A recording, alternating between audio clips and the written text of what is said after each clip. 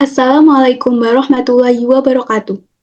Perkenalkan kami dari kelompok 4 yang terdiri dari Mutia Salsabila Wijayanti, Tania Rizky Nabila Putri, Fitri Wulandari, Syahnaz As-Safa Putri Fatihin, dan Dwi Ratnasari. Kami dari kelas 1A akan memberikan penjelasan mengenai bagaimana alur dokumen rekam medis pada rawat jalan, rawat inap, dan rawat darurat, serta bagaimana sistem penomoran dokumen rekam medis pada rawat jalan, rawat inap, dan rawat darurat. Berikut nama anggota kelompok kami. Selanjutnya yaitu alur dan prosedur rekam medis rawat jalan. Untuk prosedur pasien baru, yaitu yang pertama, berkas rekam medis dibuat di tempat pendaftaran rawat jalan.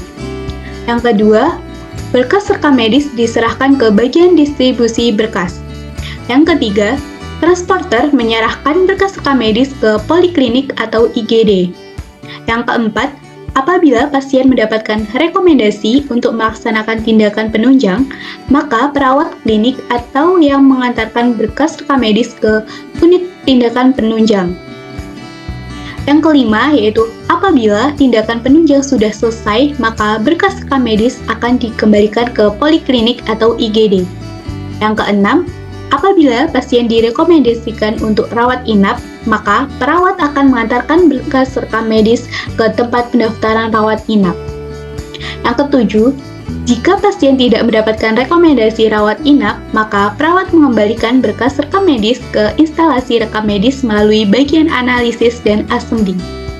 Kedelapan, setelah rekam medis selesai diproses oleh petugas assembling, maka berkas rekam medis diantarkan ke bagian pelaporan atau SKM atau visum. Yang kesembilan, apabila berkas tidak digunakan di bagian pelaporan atau SKM atau visum, maka berkas diserahkan ke bagian filing untuk disimpan. Berikut prosedur pasien lama. Yang pertama yaitu berkas rekam medis diambil pada bagian filing, kemudian diserahkan ke bagian distribusi berkas. Yang kedua, petugas transporter mengantarkan berkas rekam medis ke poliklinik atau IGD. Yang ketiga, apabila pasien mendapatkan rekomendasi tindakan penunjang, maka perawat poliklinik atau IGD akan mengantarkan berkas rekam medis ke unit tindakan penunjang. Yang keempat, setelah menyelesaikan tindakan penunjang, maka berkas rekam medis akan dikembalikan ke poliklinik atau IGD. Yang kelima, jika pasien direkomendasikan untuk rawat inap, maka perawat menyerahkan berkas rekam medis menuju tempat pendaftaran pasien rawat inap. Keenam, apabila pasien tidak direkomendasikan untuk rawat inap, maka perawat akan mengembalikan rekam medis ke instalasi rekam medis melalui bagian analisis dan assembling. 7. Setelah rekam medis setelah diproses oleh petugas assembly, maka berkas tersebut akan diserahkan ke bagian coding atau indexing. 8. Jika berkas rekam medis diperlukan untuk kebutuhan penyusunan laporan atau SKM atau visum, maka berkas tersebut akan diantarkan ke bagian pelaporan atau SKM atau visum. 9. Bila tidak diperlukan untuk kebutuhan penyusunan, pelaporan atau SKM atau visum, maka berkas akan diantarkan kembali ke bagian filing untuk disimpan. Selanjutnya yaitu alur dan prosedur rekam medis rawat darurat. Berikut prosedurnya. Yang pertama, tim medis gawat darurat mengumpulkan informasi dasar tentang pasien, termasuk nama lengkap, tanggal lahir, alamat, nomor kontak darurat, riwayat medis, alergi, dan informasi asuransi. 2. Pasien mungkin menerima pengobatan awal di lokasi kejadian oleh tim medis gawat darurat sebelum dibawa ke rumah sakit. Informasi tentang pengobatan awal ini dicatat dalam rekam medis gawat darurat. 3. Setelah stabil, pasien kemungkinan akan dibawa ke rumah sakit untuk perawatan lebih lanjut. Rekam medis gawat darurat harus diambil dan dibawa bersama pasien. 4. Ketika pasien tiba di rumah sakit, tim medis di sana akan menerima pasien bersama dengan rekam medis gawat darurat. Rekam medis ini akan digunakan sebagai panduan untuk perawatan selanjutnya. 5. Di rumah sakit, informasi tambahan tentang kondisi pasien, evaluasi medis, prosedur yang dilakukan, dan respon terhadap pengobatan akan dicatat dalam rekam medis gawat darurat. 6.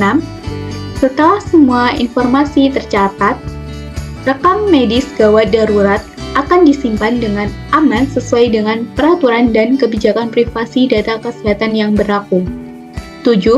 Akses terhadap rekam medis gawat darurat dibatasi hanya untuk personel medis yang berwenang yang terlibat langsung dalam perawatan pasien. 8. Setelah pasien telah dirawat dan diizinkan untuk pulang, rekam medis gawat darurat dapat dikembalikan ke fasilitas medis yang sesuai dengan kebijakan mereka. Biasanya, rumah sakit akan menyimpan salinan rekam medis tersebut untuk kepentingan masa depan. 9. Setelah pengembalian, rekam medis gawat darurat dapat diproses lebih lanjut seperti pengarsipan dalam sistem yang tepat atau pengiriman kepada dokter perawatan primer pasien untuk melengkapi catatan medis mereka. 10. Jika ada salinan atau cetakan rekam medis yang tidak lagi diperlukan, mereka harus dimusnahkan dengan aman sesuai dengan pedoman privasi data kesehatan yang berlaku. Yang selanjutnya yaitu sistem penomoran dan penjajaran rekam medis.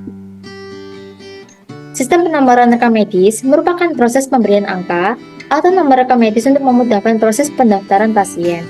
Angka tersebut diberikan dengan proses pengisian data terlebih dahulu, seperti nama pasien, tanggal lahir, dan semua yang dibutuhkan oleh staf.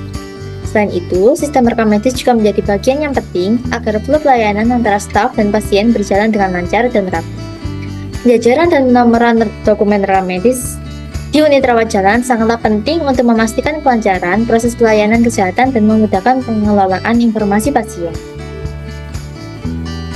Sistem selanjutnya yaitu sistem penomoran dan penjajaran rekam medis pada unit rawat jalan. Yang pertama yaitu kebijakan dan prosedur. Kebijakan dan prosedur baku untuk penjajaran dan penomoran dokumen rekam medis. Pastikan bahwa semua anggota tim kesehatan memahami dan mengikuti prosedur ini. Yang kedua yaitu jenis dokumen. Identifikasi jenis-jenis dokumen rekam medis yang umumnya ada di unit rawat jalan, seperti formulir pendaftaran, riwayat medis, hasil pemeriksaan lab, catatan konsultasi, dan lain-lain. Yang ketiga, yaitu penjajaran fisik. Tetapkan lokasi penyimpanan yang jelas untuk dokumen rekam medis. Atur penyimpanan berdasarkan urutan nomor atau berdasarkan jenis dokumen agar mudah diakses. Yang keempat, yaitu penomoran unik. Atur sistem penomoran unik untuk setiap dokumen rekam medis. Nomor tersebut dapat mencakup informasi seperti tanggal pendaftaran, nomor urut pasien, atau kombinasi lain yang memastikan keunikan setiap nomor. Yang kelima, yaitu peralatan dan sistem informasi. Pastikan unit rawat jalan dilengkapi dengan peralatan dan sistem informasi yang mendukung penomoran dan penjajaran dokumen. Sistem Informasi Kesehatan atau HIS atau elektronik rekam medis dapat membantu pengelolaan data secara lebih efisien. Yang keenam yaitu pelatihan dan kesadaran. Berikanlah pelatihan kepada staf terkait tentang cara melakukan penjajaran dan penomoran dokumen dengan benar. Tingkatkan kesadaran akan pentingnya langkah-langkah ini dalam memastikan akurasi dan keamanan informasi pasien. Yang ketujuh yaitu pemeliharaan dan audit berkala. Lakukan audit berkala untuk memeriksa kepatuhan terhadap kebijakan dan prosedur yang telah ditetapkan. Lakukan pemeliharaan rutin pada sistem penyimpanan fisik maupun digital. Yang kedelapan yaitu keamanan informasi. Pastikan bahwa akses terhadap dokumen rekam medis dijaga dengan ketat untuk menjaga kerahasiaan pasien dan mematuhi regulasi keamanan data kesehatan. Selanjutnya yaitu sistem penomoran dan penjajaran rekam medis unit rawat inap. Yang pertama yaitu pengaturan sistem penomoran. Tetapkan sistem penomoran yang konsisten untuk setiap dokumen rekam medis. Misal, Anda dapat menggunakan kombinasi huruf dan angka atau kode tertentu untuk mengidentifikasi pasien dan jenis dokumen. Yang kedua, identifikasi pasien. Pastikan setiap dokumen rekam medis terkait dengan pasien tertentu.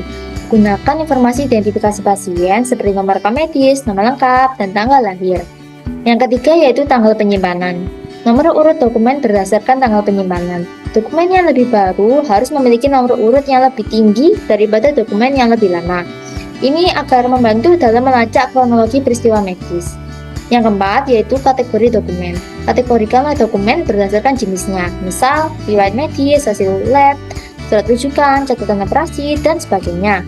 Gunakanlah kode auto singkatan yang jelas untuk setiap kategori. Yang kelima, yaitu pemisahan dokumen. Pisahkanlah dokumen-dokumen pasien dengan jelas dan gunakanlah pengelompokan berdasarkan kategori. Misal, bisa ada folder khusus untuk catatan perawatan, hasil pemeriksaan, dan resep. Yang keenam, yaitu penyimpanan fisik dan digital. Tentukan apakah rekam medis akan disimpan secara fisik atau digital. Jika digital, pastikan penggunaan sistem manajemen rekam medis atau EMR yang efisien. Yang ketujuh, yaitu pelatihan staf. Berikanlah pelatihan kepada staf unit rawat inap tentang prosedur penjajaran dan penomoran. Pastikanlah semua anggota tim memahami pentingnya konsistensi dan akurasi. Yang kedelapan, auditing dan pemeliharaan rutin. Lakukanlah audit secara berkala untuk memastikan keakuratan dan keteraturan nomor rekam medis. Pastikan bahwa sistem ini diperbarui secara teratur dan dapat diandalkan. Yang kesembilan, yaitu perlindungan keamanan dan privasi. Terapkan langkah-langkah keamanan yang diperlukan untuk melindungi informasi pasien. Pastikan bahwa hanya staf yang berwenang yang dapat mengakses dokumen rekam medis. Yang ke-10, yaitu dokumentasi prosedur. Buatlah dokumentasi prosedur yang jelas dan mudah dipahami untuk referensi staf. Ini dapat mencakup panduan penomoran, daftar kategori dokumen, dan langkah-langkah pengelolaan dokumen. Yang ke-7, yaitu sistem penomoran dan penjajaran rekam medis unit rawat darurat. Pertama, pengumpulan informasi awal. Pastikanlah semua informasi pasien yang diperlukan dicatat secara lengkap dan akurat saat pasien pertama kali masuk ke UGD. Identifikasi informasi seperti nama, nomor rekam medis, alergi, riwayat penyakit, dan informasi kontak darurat. Yang kedua, yaitu pencatatan dan pengaturan dokumen. Gunakanlah formulir atau sistem pencatatan yang jelas dan konsisten untuk mencatat informasi pasien. Lakukanlah pencatatan kronologis agar mudah dipahami urutan peristiwa medis. Nomor rekam medis pasien dapat digunakan sebagai identifikasi unik untuk memudahkan pencarian dan referensi. Yang ketiga, yaitu penomoran dokumen. Nomori setiap dokumen rekam medis dengan angka atau kode unik. Pastikan nomor tersebut terkait dengan nomor identifikasi pasien untuk mencegah kebingungan. Lalu gunakanlah sistem penomoran yang mudah dipahami dan diikuti oleh tim medis. Yang keempat, yaitu penyimpanan yang aman. Pastikanlah dokumen rekam medis disimpan dengan aman dan dapat mudah diakses oleh tim medis yang berwenang. Lalu gunakanlah sistem penyimpanan fisik atau digital yang terorganisir dan mudah diakses. Yang kelima, yaitu penggunaan warna atau tanda khusus. Gunakanlah warna atau tanda khusus untuk menandai dokumen yang memerlukan perhatian khusus seperti alergi atau kondisi medis yang mendesak. Yang keenam, pelatihan dan kesadaran. Berikanlah pelatihan kepada staf mengenai prosedur penomoran dan penjajaran dokumen. Tingkatkanlah kesadaran akan pentingnya menjaga kerahasiaan dan keamanan informasi pasien. Yang ketujuh, yaitu audit dan pemeliharaan berkala. Lakukanlah audit berkala untuk memastikan bahwa dokumen rekam medis di UGD tetap terorganisir dan terjamin keakuratannya. Lalu lakukanlah pemeliharaan rutin untuk mengidentifikasi dan memperbaiki masalah organisasi dokumen jika ditemukan. Baiklah, demikian dari kelompok kami. Terima kasih atas perhatiannya. Kami akhiri. Wassalamualaikum warahmatullahi wabarakatuh.